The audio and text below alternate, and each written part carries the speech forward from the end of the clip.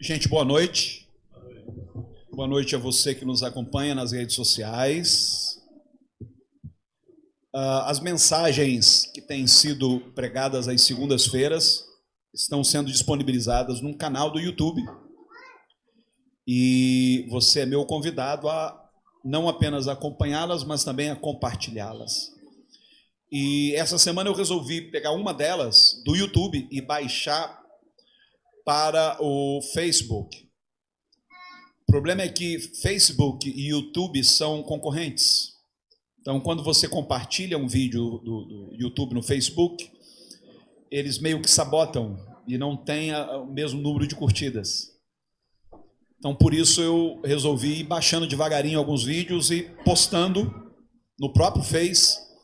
E isso alavancou a audiência e muita gente assistiu, graças a Deus, e acredito que tenha sido bem abençoada. Essa está sendo para nós uma semana, aliás, a semana acabou, né? Mas a semana que passou foi uma semana muito abençoada em todos os sentidos. Finalmente a nossa participação no programa da Rede Globo foi ao ar. Teve um feedback maravilhoso e ontem à noite eu fui contactado pelo editor da revista Fórum, nos solicitando uma entrevista. A revista Fórum é uma das revistas de maior circulação no país. Então eu vi que talvez se deva um pouco à repercussão que teve nosso trabalho na Rede Globo e que não terminou. Ainda teremos outras inserções ao longo das semanas. Eu não sei dizer em quais semanas nós vamos ter participação, mas a gente fica atento. E sempre que houver participação nossa, nós vamos difundir pelas redes sociais para que outras pessoas também acompanhem e de alguma maneira sejam edificadas. Também foi uma semana de tragédias. Na terça-feira à noite, uma jovem de apenas 15 anos morreu aqui na porta da igreja, atropelada por um ônibus. E no outro dia estavam aqui as principais redes de televisão, Record, Globo, noticiando o fato. E não foi um fato que aconteceu assim por acaso. Infelizmente, há um descaso dos nossos governantes. Havia um buraco ali na pista enorme. E vocês sabem que aqui essa calçada do outro lado da rua estava sempre cheia de lixo. Por mais que a Conlurb semanalmente vinha removê-los, no outro dia estava cheio de novo. E, infelizmente, eu não vou dizer que foi necessário. Não é que tenha sido necessário que ela morresse, de maneira alguma. Foi uma fatalidade muito triste, principalmente para a família. Mas esta fatalidade fez com que a calçada se transformasse num jardim e o lixo fosse terminantemente proibido de ser colocado ali. Então, muito triste saber que uma menina de apenas 15 anos teve a sua vida ceifada pelo descaso. Não digo descaso devido ao lixo propriamente, mas descaso devido ao buraco do qual o ônibus teve que se desviar e por isso a atropelou. E ontem, aliás, na noite de sábado, não foi isso? Pastor Anderson do Carmo, esposo da pastora Flor de Lis, de uma igreja em São Gonçalo chamada Cidade do Fogo, eleita, inclusive, deputada federal, uma das mais votadas no Rio de Janeiro, foi brutalmente assassinado na porta de casa com 15 tiros. E eu disse em redes sociais, essa natureza envolvendo um dos nossos, isto é, alguém que professe a nossa fé, isso nos serve de alerta, porque ninguém está imune, amados. Ninguém está imune. o mesmo que ocorre ao justo, ou vice-versa. O que ocorre ao ateu ocorre ao crente, o que ocorre ao de esquerda ocorre ao de direita. Todos estamos sujeitos a esse tipo de intempérie, de tragédia. Então, nossa oração é para que Deus console o coração daquela mulher, e ela que alcançou notoriedade por ter 55 filhos adotados, participou até do programa da Globo anos atrás para falar sobre isso. Uma pessoa de origem muito humilde, começou aqui no Jacarezinho. Então, que Deus console o seu coração e tenha piedade de nós. Piedade de nós. Desejamos que os anjos do Senhor estejam acampados ao nosso redor em todo o tempo, o que não nos demove da responsabilidade de sermos vigilantes. Então, cuidado. Não se exponha desnecessariamente. Bem, queridos, hoje, dentro da nossa série É Preciso Saber Viver, nós vamos tratar do seguinte assunto: é preciso saber esquecer. E quando eu falo de esquecer, eu não estou falando de um lapso de memória que todos nós temos, vez ou outra. Eu estou falando de um esquecimento deliberado, de um virar de página, um deixar para lá e seguir a vida. Eu gostaria, antes de entrar de sola nos textos bíblicos que nós vamos examinar, fazer aqui um breve apanhado do que significa esquecer, do que a ciência diz acerca dessa necessidade que o ser humano tem de esquecer. Esquecer faz parte de uma memória saudável. O cérebro apaga informações para dar espaço a novas memórias. É claro que o nosso cérebro, que é um grande processador, ele é capaz de arquivar, digamos que, memórias infinitas.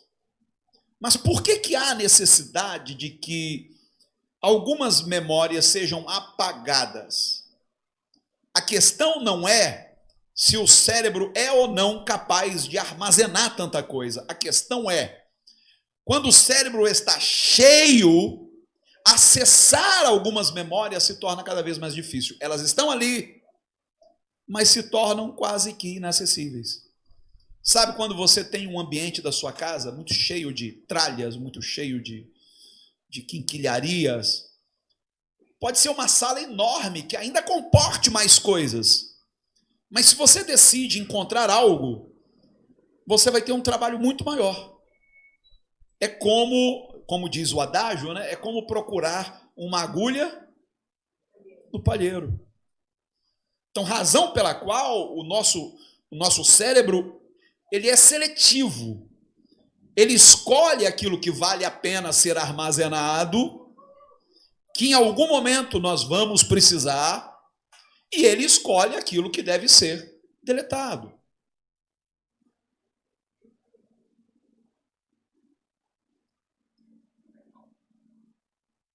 Parou aqui? Vamos lá. Próximo. O cérebro faz uma seleção do que devemos ou não guardar. Assim, impressões que não têm nenhuma importância deixam de ser armazenadas para dar lugar a outras mais relevantes. O problema é quando esquecemos o que gostaríamos de lembrar. E às vezes nos lembramos do que gostaríamos de esquecer. Esse é o problema. Porque nem sempre o cérebro pede a nossa opinião. Se passasse pelo nosso crivo, nós decidiríamos, isso aqui é importante, eu não quero esquecer. Isso aqui deixa para lá. Mas não, o cérebro não nos pergunta nada, ele age por conta própria. Ele tem seus próprios critérios. Ele diz, isso aqui, como ele não deu a devida atenção a isso, não deve ser importante. Ele deleta. Quem nunca teve uma briga com o cônjuge por ter esquecido, por exemplo, a data do aniversário do primeiro encontro? Às vezes a mulher dá um valor tão grande a isso. Ela nunca esquece do dia do primeiro beijo. E o marido, às vezes, esquece até o dia do casamento. Aquilo que a gente não dá muita importância, a gente tende a esquecer. Quanto mais concentrada e emocionalmente envolvida a pessoa estiver na hora de receber uma informação nova, maior é a chance dela resgatá-la depois. Quer dizer, quando você coloca afeto numa memória, quando aquela memória é revestida de afeto, ela recebe importância para você. Por isso é mais fácil de ser acessada. Às vezes basta, digamos, quer ver um exemplo? Nós temos uma memória chamada memória olfativa. De repente você sente um cheiro no ar que te remete ao momento que você viveu 10, 20, 30 anos atrás. É memória. Porque aquilo teve importância para você. Uma música, memória auditiva. Você ouve uma música, você entra numa máquina do tempo. Quantos têm essa impressão? Memória auditiva. Quer dizer, todos os nossos sentidos, todos eles contribuem para o armazenamento de memórias. Quando a pessoa está... Por isso, melhor dizendo, a falta de atenção tem estreita relação com a falta de memória. Não adianta você estar aqui de corpo presente e coração ausente. Você vê alunos, por exemplo, que assistiram à mesma aula, mas estavam com a mente dispersa.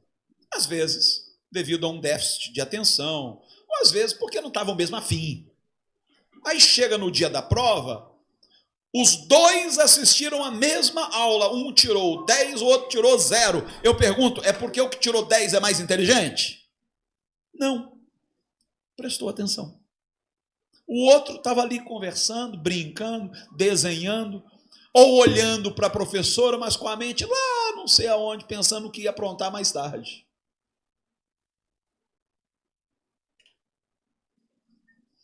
Quando a pessoa está dispersa, fazendo muitas coisas ao mesmo tempo e com preocupações demais, pode simplesmente desligar ao ter contato com um dado novo, deixando de armazená-lo. É por isso que nos meus sermões eu estou sempre chamando a atenção das pessoas. Gente, preste atenção, porque eu verifico, eu percebo quando alguém está com a mente dispersa. Então, de que adianta? Você veio ao culto, mas não aproveitou absolutamente nada do que foi dito. Não adiantou de nada. Então, você precisa estar aqui de corpo, mas também de alma. Para quê? Para que tudo o que aqui for dito seja armazenado. Pode ser que não tenha utilidade para você hoje, mas amanhã ou depois você vai passar por alguma situação em que você vai precisar recorrer àquilo que você está ouvindo hoje. Quantas vezes você se desligou durante uma aula porque convenceu a si mesmo de que aquela matéria não tinha utilidade? Eu mesmo. Eu sempre tive muita dificuldade com ciências exatas. Mas justamente por isso. Quando eu me via diante de uma fórmula nova, eu dizia, cara, onde é que eu vou usar isso? Eu quero lá saber qual a raiz quadrada. Isso não me serve de nada. Aí eu relaxava, eu não focava. A mente da gente é preguiçosa. Quer ver? Eu tive uma certa dificuldade de aprender inglês, porque todo lugar que eu ia no exterior, eu tinha um intérprete. Então a pessoa estava falando comigo, eu nem prestava atenção, porque eu tinha alguém para interpretar. A mente, ela fica em off, ela se desliga. A partir de um dia, estava marcado para eu pregar numa igreja, lá na Flórida, Deu 5 horas da manhã, a minha intérprete me ligou e disse: pastor, eu não vou poder te interpretar. Olha como é que está minha garganta. Estou completamente sem voz. Mas peraí, minha irmã, como é que eu faço? Ah, Deus vai te usar. Minha irmã, pelo amor de Deus, eu nunca preguei em inglês. Não, só fala bem. Não, pelo amor de Deus. Naquele dia, eu tive que, pela primeira vez na vida, pregar um sermão inteiro em inglês. Então, às vezes, a gente tem que ser desafiado a sair da nossa zona de conforto para aprender, para exercitar, para praticar. A gente aprende mais praticando do que simplesmente ouvindo. Por que o professor passa o dever de casa? É maldade dele? Não, é para fixar a matéria. O cérebro é dotado de um mecanismo de busca, que é o hipocampo, e de um filtro, que é o córtex pré-frontal, aqui, ó, que determina que memória é mais relevante. Deixa eu usar uma analogia. Você não tem o Google? Você faz uma busca no Google, você coloca lá uma palavra qualquer e faz uma busca. O Google vai investigar a internet inteira atrás de imagens ou atrás de textos, de alguma coisa relacionada àquela palavra.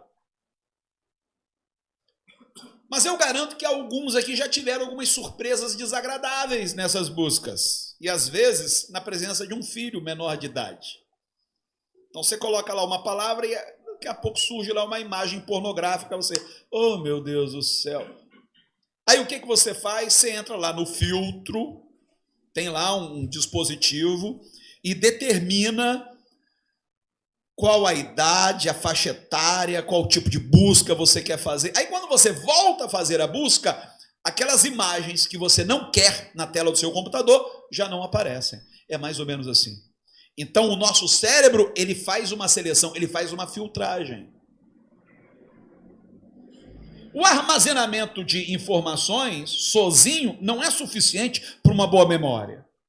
O cérebro também precisa ser capaz de acessar as informações relevantes sem ser distraído pelos ruídos das que não importam mais.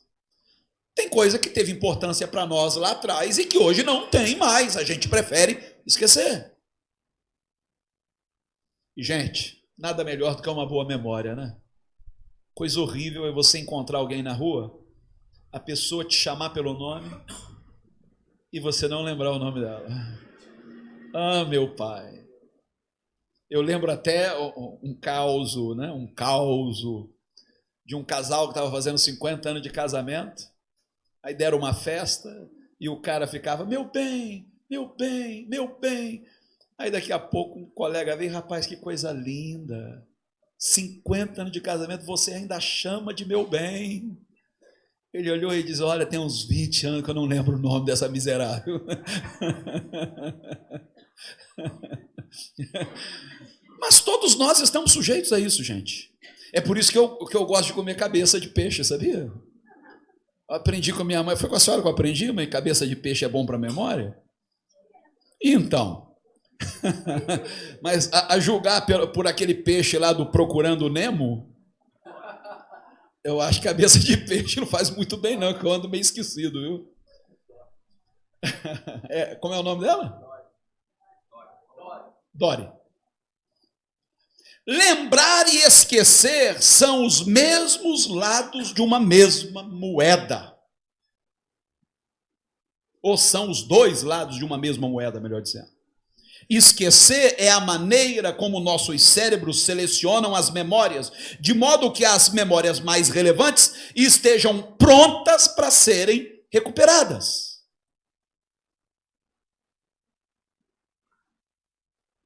De novo. Um número muito pequeno de pessoas é capaz de lembrar de quase todos os detalhes de sua vida. É chamada síndrome de hipertimesia ou hipertimésia. O que é esta síndrome? Eu não sei se você conhece alguém que tenha. Mas a pessoa com essa síndrome, se você der a ela qualquer data, ela vai dizer exatamente o que aconteceu a ela o dia inteiro durante aquela data. Pode parecer uma bênção, né? Não é não. Porque a pessoa fica tão presa ao passado que ela não consegue viver o presente. Eu vou confessar para vocês aqui uma inveja santa. Eu tenho, assim, muitas discordâncias teológicas e ideológicas com o pastor Silas Malafaia, mas eu invejo a capacidade dele de armazenar as passagens bíblicas. Ele é capaz de falar de cor um salmo inteiro, ele é capaz de, durante a pregação, ir citando versos e dizendo aonde eles se encontram. Eu não tenho esta facilidade. Não tenho. Eu prefiro tomar nota. Então, aquilo que aparentemente é um dom, é uma bênção, dependendo, pode ser um grande peso. Porque essas informações estão ocupando espaço na mente, que poderiam estar sendo ocupados por outras coisas. Não quero dizer que ocupar o espaço da mente com a palavra de Deus seja desnecessário. Não é isso que eu estou dizendo. Se fornecidas uma data, elas são capazes de nos contar onde e o que estavam fazendo naquele dia em particular. Embora possa parecer um dom, as pessoas com esta rara condição consideram esta habilidade em comum um fardo. Algumas relatam não serem capazes de pensar no presente ou no futuro por causa da sensação de estarem constantemente vivendo no passado, aprisionadas por suas memórias. E isso é o que todos nós poderíamos experimentar se não tivéssemos um mecanismo de apagar informação que não são mais relevantes e que, de fato, lotariam nossos cérebros. Então, até aqui, nós vamos entrar nas Escrituras agora. O que nós aprendemos? Que esquecer e lembrar fazem parte de um mesmo processo. A gente precisa aprender a esquecer. E de acordo com a psicologia, uma das razões por que sonhamos é justamente esquecer. Você sabia? Os sonhos, dentre outras coisas, nos servem a isso? Para nos fazer esquecer?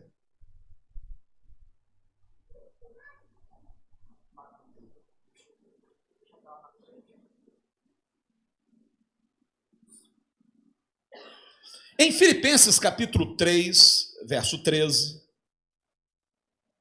Filipenses 3, 13, o apóstolo São Paulo diz: irmãos, quanto a mim, não julgo que o haja alcançado, mas uma coisa faço, e é que, esquecendo-me das coisas que atrás ficam, e avançando para as que estão diante de mim.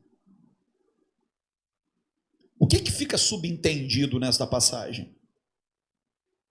Para avançar, eu preciso esquecer.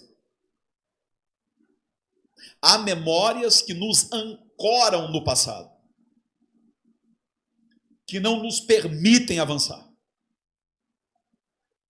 Por isso que Paulo tomou essa decisão deliberadamente. Uma coisa eu faço, não é algo que aconteça no nível do inconsciente. Não, é uma atitude deliberada. Eu decidi que vou esquecer. E quando é que eu esqueço? É quando eu já não dou importância.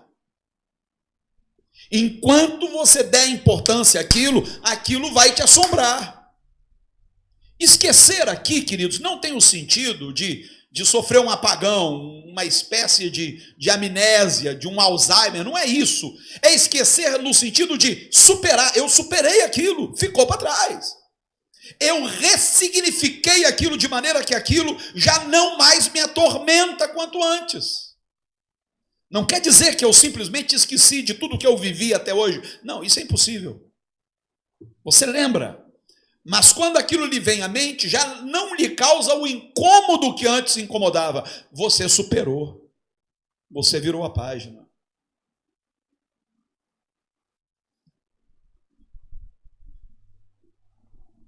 Em Isaías, capítulo 65, do 16 ao 17,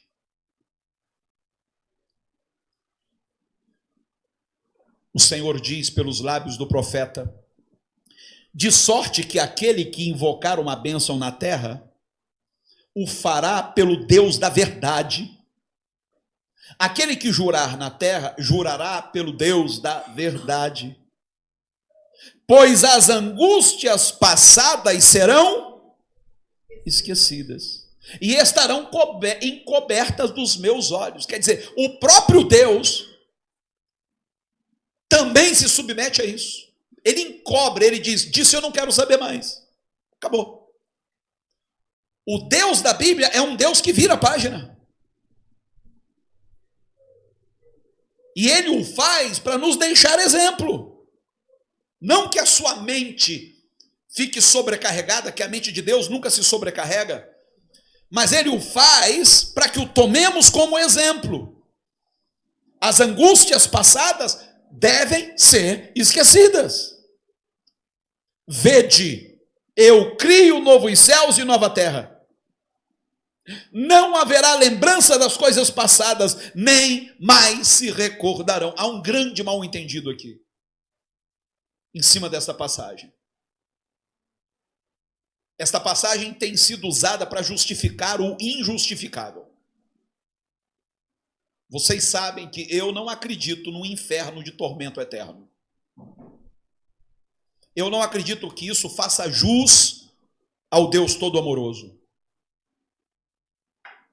Porque eu penso, como é que eu posso estar gozando das benesses celestiais, da presença imediata de Deus, sabendo que alguém a quem eu amo estará naquele exato momento sendo torturado no inferno? Aí como é que os teólogos resolvem isso?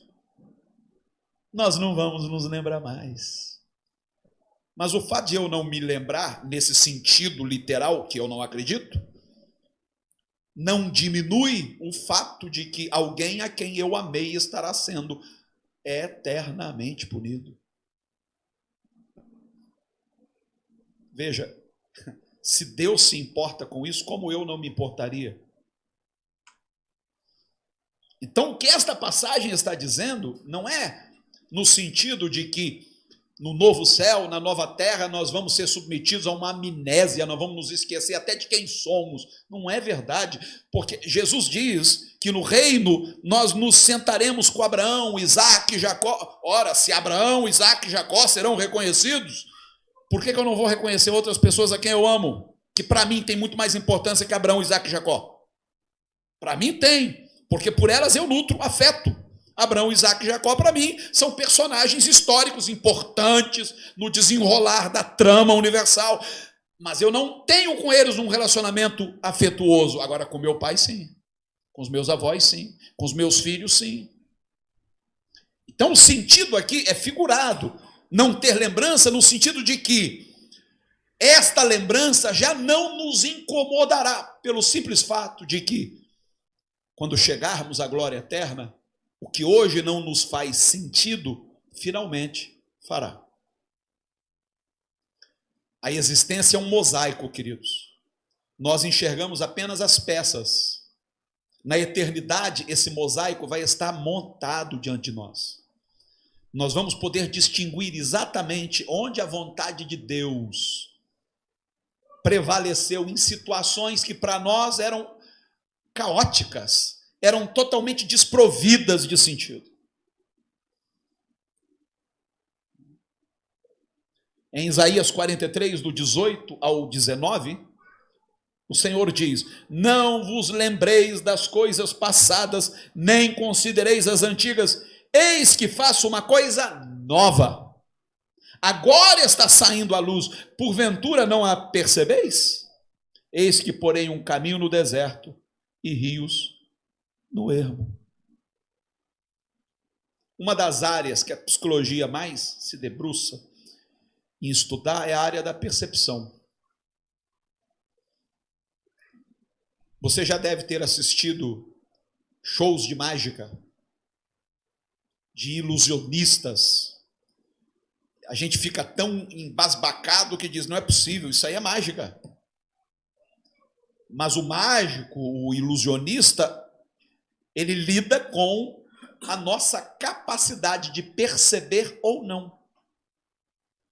Então, enquanto nos distraímos com algo, eles fazem debaixo do nosso nariz o que nós julgamos ser uma mágica.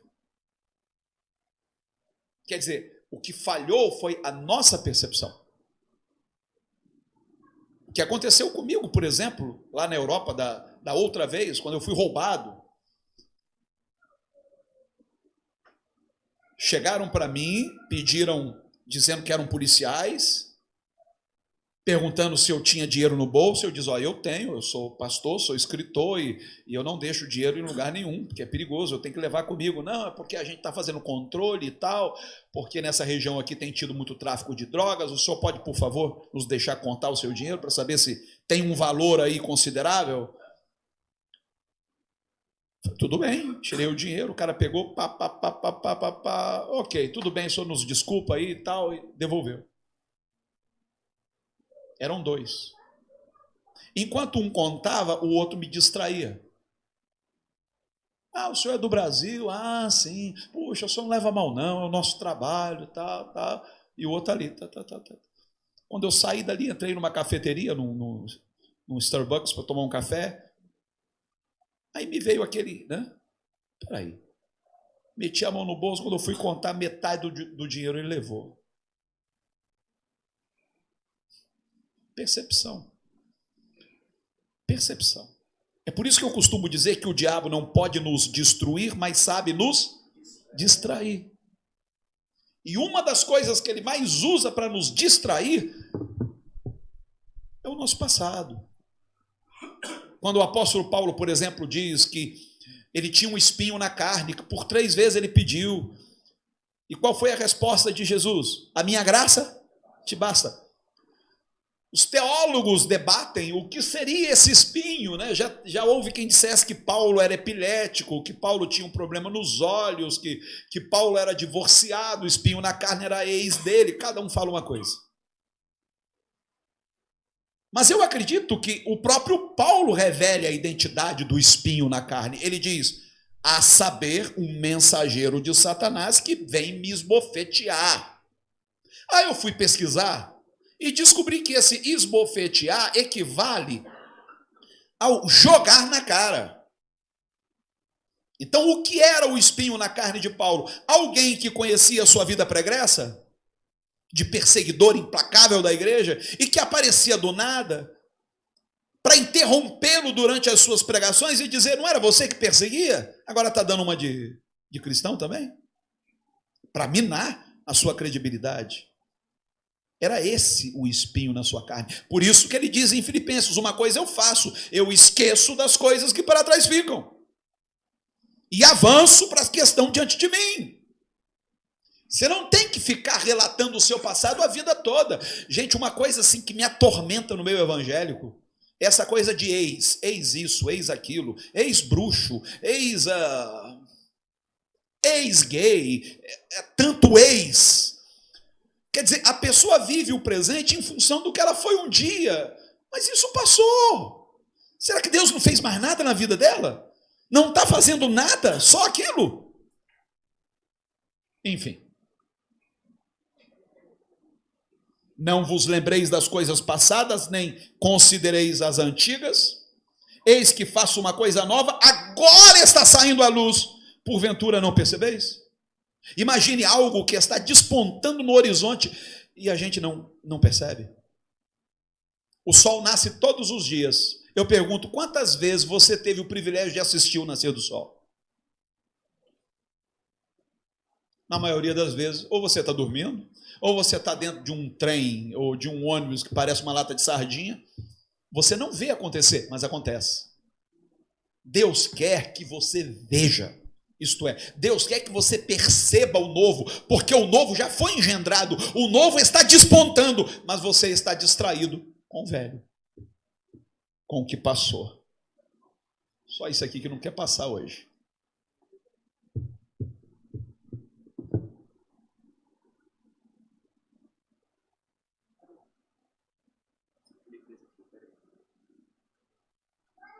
Em Isaías 43, do 25 ao 26, foi.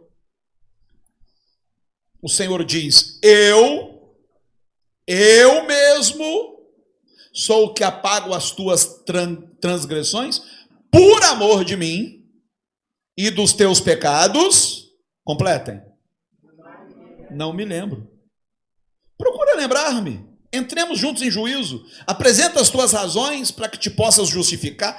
Você percebe aqui o tom irônico, né? Deus está me desafiando a fazê-lo lembrar dos meus pecados. Vou te dar uma dica, hein? Não se confessa a Deus o mesmo pecado mais de uma vez.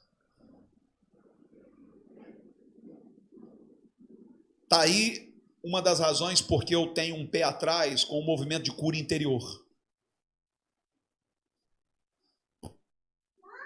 Maravilha. Mas eu vou continuar falando, tudo bem?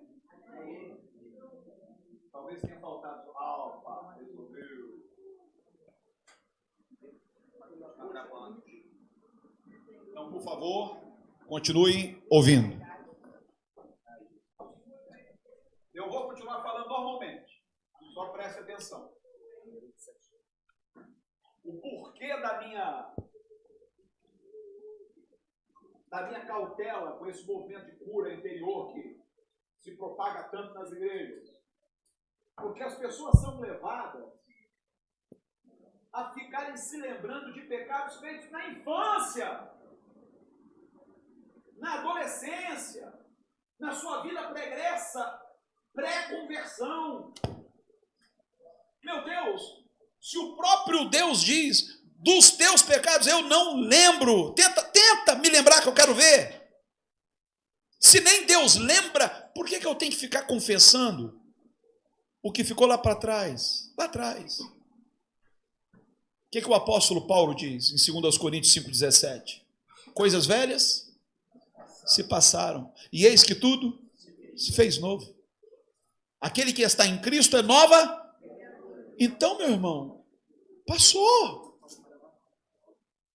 Não, mas se tem algum pecado que não foi devidamente confessado, ainda está lá. Não está não. Você não tem que ficar confessando minúcias. Tem gente que acha que confessar pecado é ficar confessando detalhes. Aí, Senhor, eu puxei aquilo assim, fiz aquilo. Pelo amor de Deus, sabe? Como se Deus, desculpe aqui, fosse um tarado que gosta de ficar ouvindo detalhes sórdidos. Pelo amor de Deus. Senhor, eu errei, eu menti, eu pequei, eu fiz algo que magoei teu coração. Me perdoa, vira a página. Não toca mais nisso. Agora você ficar se assombrando a vida toda, como se aquilo é que agradasse a Deus, fazendo penitência pelos seus pecados, como se Deus não houvesse te perdoado, não faz o menor sentido. Agora eu quero que você redobre a atenção, porque esta passagem é extremamente importante. Em Lamentações, capítulo 3, do verso 1 ao 5, depois o verso 14 e do 17 ao 20, diz assim, preste atenção. Eu sou homem que viu a aflição pela vara do seu furor. Esse livro é de Jeremias, ele está falando de Deus. Então eu sou homem que viu a aflição pela vara do seu furor. Ele me levou e me fez andar nas trevas e não na luz. Repare, não é à toa que este livro se chama Lamentações. Ele está se lamentando. Deveras ele volveu a sua mão contra mim o dia todo. O cara estava amargo, hein? fez envelhecer a minha carne e a minha pele, e quebrou os meus ossos, levantou trincheiras contra mim, e me cercou de amargura e trabalho. Uau! É exatamente o oposto do que Paulo disse: se Deus é por nós, quem será contra nós? Aqui equivaleria a dizer: se Deus é contra nós, quem será por nós? Alguma vez você já teve esta sensação: Deus está contra mim?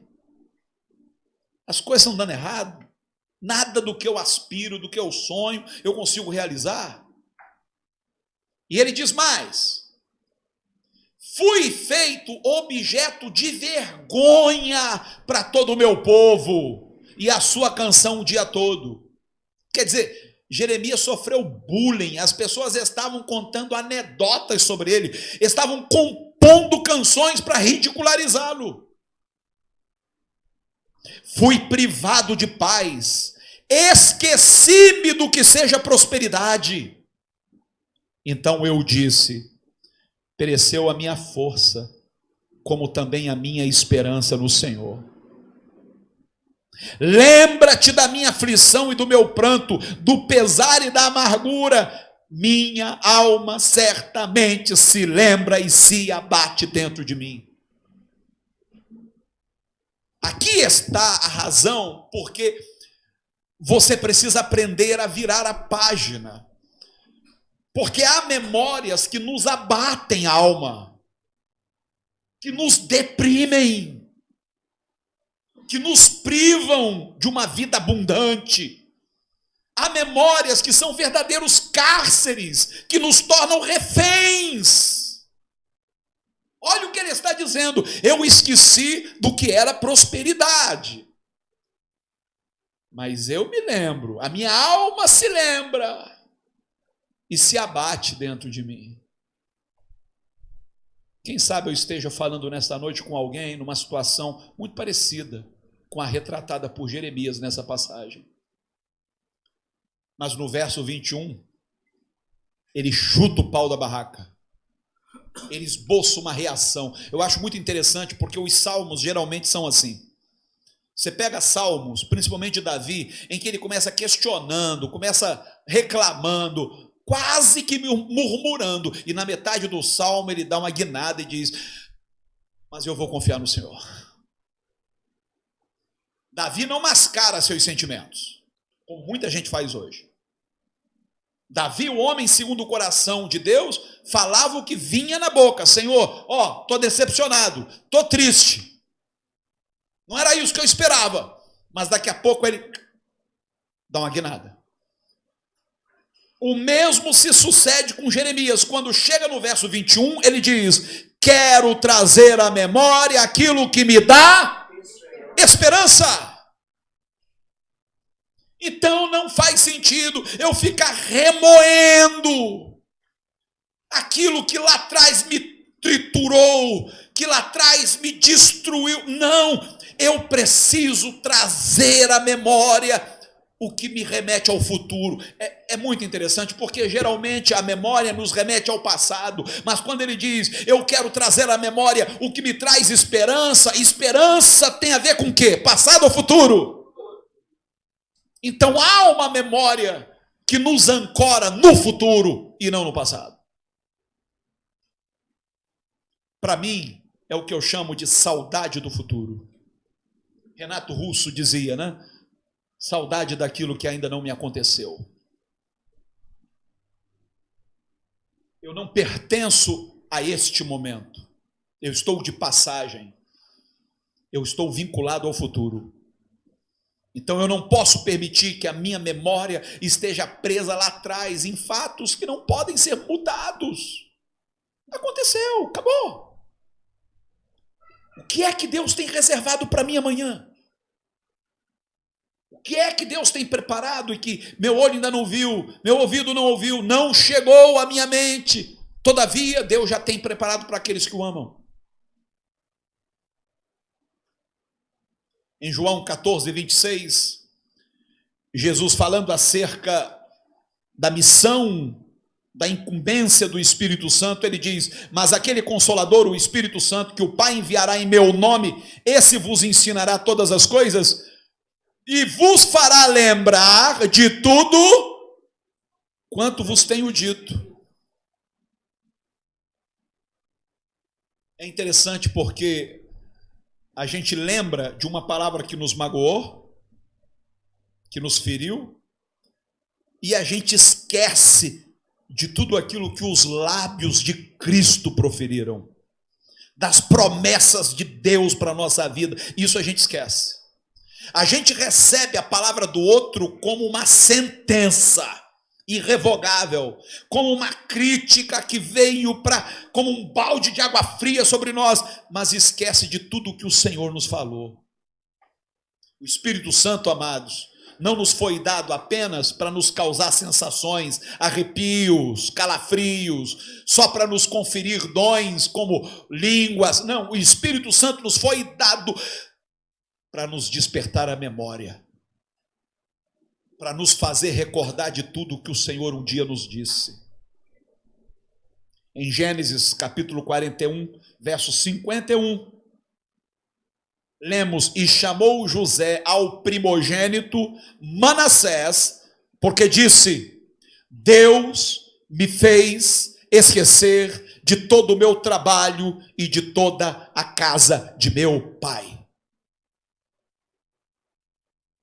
É exatamente isso que significa o nome Manassés. Você sabe os maus bocados pelos que José passou. Viver assombrado por aquilo seria fatal. Mas quando ele diz: o Senhor me fez esquecer, inclusive da casa de meu pai, não é no sentido de ignorar a sua existência. Pelo contrário, quando seus irmãos vieram, ele acolheu. Ele se esqueceu foi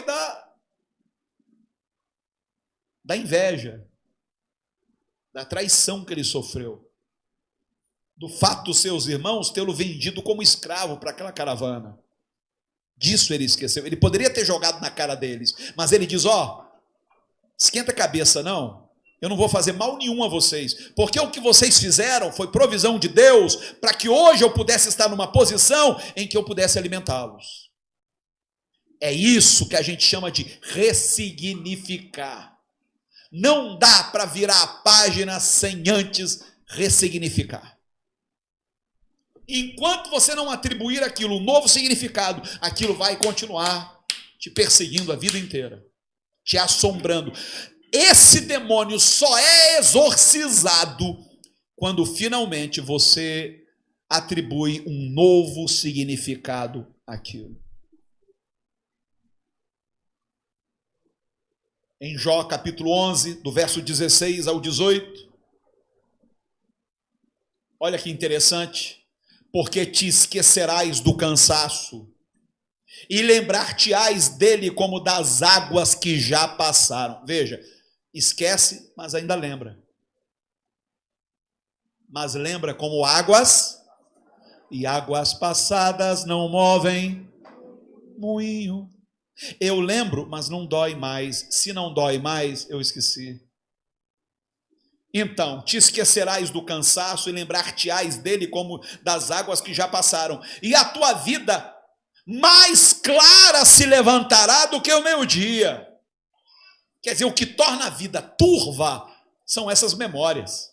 Ainda que haja trevas, será como amanhã. E terás confiança, porque haverá esperança. Olharás em volta e repousarás seguro. Gente, o que não dá é viver sem esperança. É por isso que Jeremias diz: eu quero trazer à memória o que me dá esperança. Porque sem esperança você estagna, você estaciona, você não consegue mais dar um passo. Ter esperança é ter perspectiva. Sem perspectiva, você não vive, você sobrevive. Em João, capítulo 16, verso 21, veja o que Jesus diz: a mulher que está dando à luz sofre dores e tem medo, porque chegou a sua hora. Dá para evitar? Não. Mas quando o bebê nasce, ela já não mais se lembra da angústia por causa da alegria de ter vindo ao mundo seu filho. Quer dizer, aquele espaço ocupado por uma memória dolorosa precisa ser substituído por uma nova memória. Se as mulheres que foram mãe uma vez ficassem rememorando o tempo todo tudo que viveram durante o trabalho de parto, nunca mais elas iam querer ser mãe na vida. Só que a alegria de embalar uma criança, de amamentá-la, suplanta a angústia sofrida durante o trabalho de parto. É questão de focar. Em que você está focando? No processo? Na angústia? Ou no que resultou dele? No que te trouxe alegria?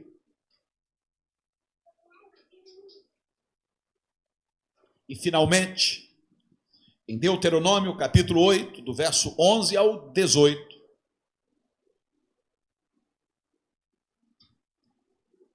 O Senhor diz pelos lábios de Moisés ao seu povo, prestes a adentrar a terra prometida: guarda-te, que não te esqueças do Senhor teu Deus, deixando de guardar os seus mandamentos e os seus juízos e os seus estatutos que hoje te ordeno, para não suceder que, havendo tu comido e fores farto, e havendo edificado boas casas, e habitando-as, e se tiverem aumentado os teus gados e os teus rebanhos, e se acrescentar a prata e o ouro, e se multiplicar tudo quanto tens, se eleve o teu coração, e te esqueças do Senhor teu Deus que te tirou da terra do Egito, da casa da servidão, que te guiou por aquele grande e terrível deserto de serpentes ardentes, e de escorpiões e de terra seca, em que não havia água, e tirou água para ti da rocha pederneira,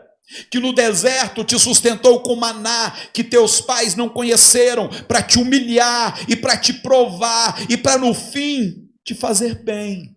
E digas no teu coração: a minha força e a fortaleza da minha mão me adquiriu este poder. Antes te lembrarás do Senhor teu Deus, que Ele é o que te dá força para adquirires riqueza. Quer dizer, a melhor maneira de esquecer algo é me lembrando de outro. Eu não posso me esquecer de maneira alguma de onde o Senhor me tirou. Eu não posso me esquecer de maneira nenhuma de quantas vezes a sua provisão veio ao meu encontro enquanto eu estava atravessando o deserto. Eu não posso me esquecer como Ele permitiu que determinadas situações me quebrassem, me humilhassem, para que eu não me exaltasse, para que eu não me achasse superior aos demais, para que eu não atribuísse a mim mesmo, aos meus esforços, aos meus méritos, qualquer êxito, qualquer sucesso que eu alcançasse. Este é o grande perigo, amados. O grande perigo é usurpar a glória de Deus, é bater no peito e dizer: graças a mim. Você sabe por que tem gente que tem uma dificuldade muito grande de ser dizimista?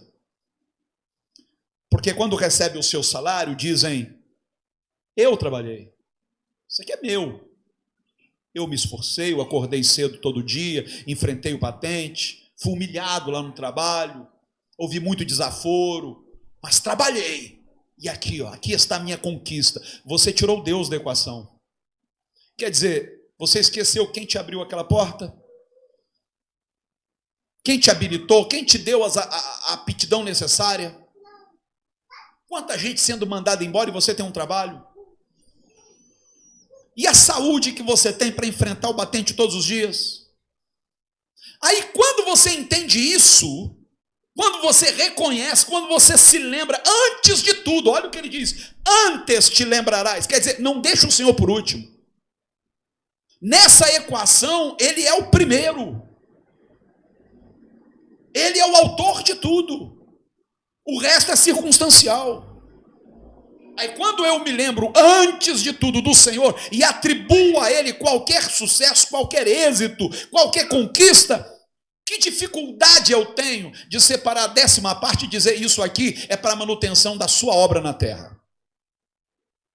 A fonte é Ele. Quem abriu foi Ele. Quem me prospera é Ele. Então não é uma barganha, eu não estou numa relação de troca com Deus, eu estou numa relação de reconhecimento. Eu estou fazendo questão de me lembrar. Quem é a minha fonte? Como eu costumo dizer, os canais variam. Como diz a canção, se uma porta se fecha aqui, outra porta se abre ali. Às vezes Deus permite esta alternância de canais para que a gente não mantenha um vínculo de dependência com o homem, porque o homem falha. Experimente depender do Senhor. Gente, 32 anos de ministério, você não tem ideia de quantas vezes o Senhor me surpreendeu.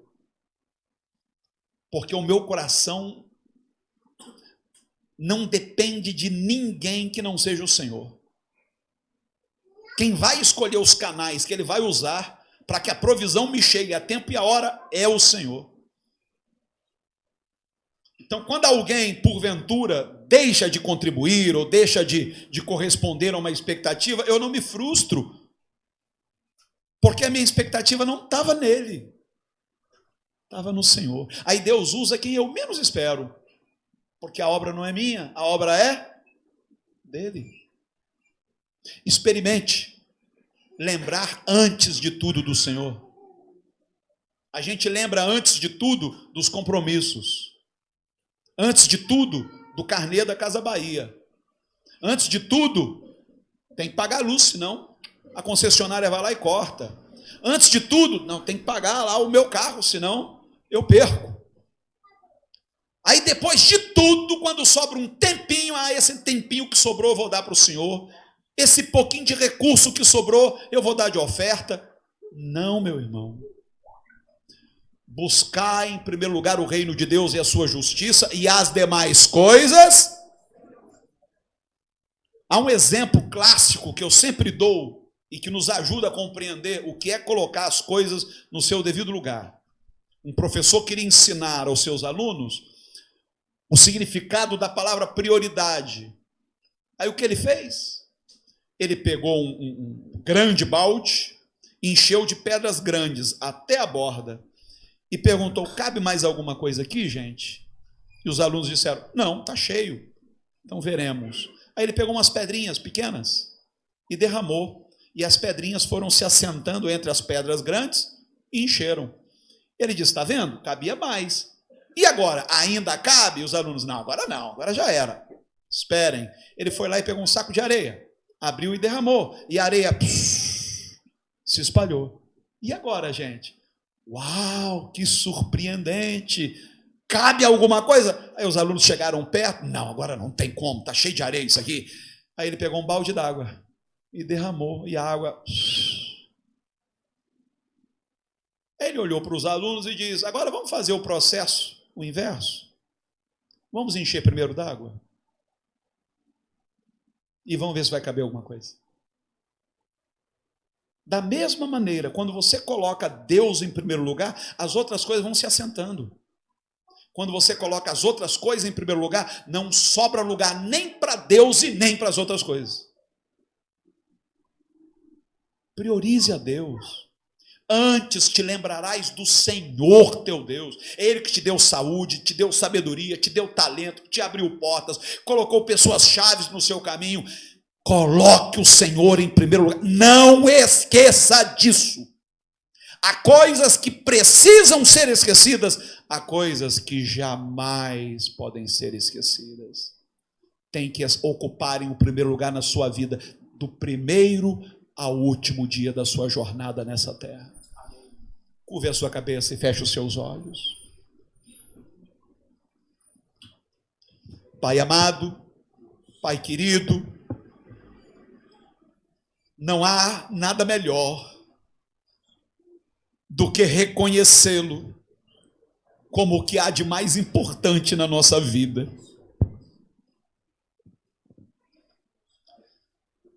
Eu sei que há muito para ser esquecido, Senhor. Há muita coisa sem importância e que ocupa na nossa vida lugar de proeminência. Há coisas que até são importantes, mas não prioridade. Coisas que poderiam esperar um pouco mais. Mas o fato é que muitas vezes, por não entendermos o significado do que é verdadeiramente prioridade, nós invertemos tudo, Senhor. O que deveria ser esquecido está sempre em nossa memória. O que deveria ser lembrado é sempre relegado a um segundo plano. Ensina-nos, Senhor, a dar importância àquilo que verdadeiramente é importante. Ensina-nos, Senhor, a colocar o teu reino em primeiríssimo lugar. O teu reino e a tua justiça. Porque eu estou certo de que haverá lugar para todas as demais coisas. Eu estou certo de que ao colocá-lo em primeiro lugar, haverá um lugar muito especial para a nossa família. Haverá um lugar muito especial para o nosso trabalho. Haverá um lugar especial para as nossas amizades. Mas quando usurpamos o lugar que é teu, Senhor, a família reclama, os amigos reclamam, a gente não tem tempo nem para nós mesmos. Parece que o tempo escoa por entre os nossos dedos. Oh, meu Deus, que não haja necessidade de termos que anotar nada como lembrete, porque o que importa a gente nunca esquece, Senhor. Que não haja necessidade de nos submetermos a nenhum tipo de hipnose para resgatarmos o que está esquecido, o que fora colocado em algum recôndito da nossa alma, mas que possamos em todo o tempo manter viva a memória aquilo que nos dá esperança. Em nome de Jesus te rogamos, para a glória do seu santo nome. E que a igreja diga amém. Você pode aplaudir ao Senhor.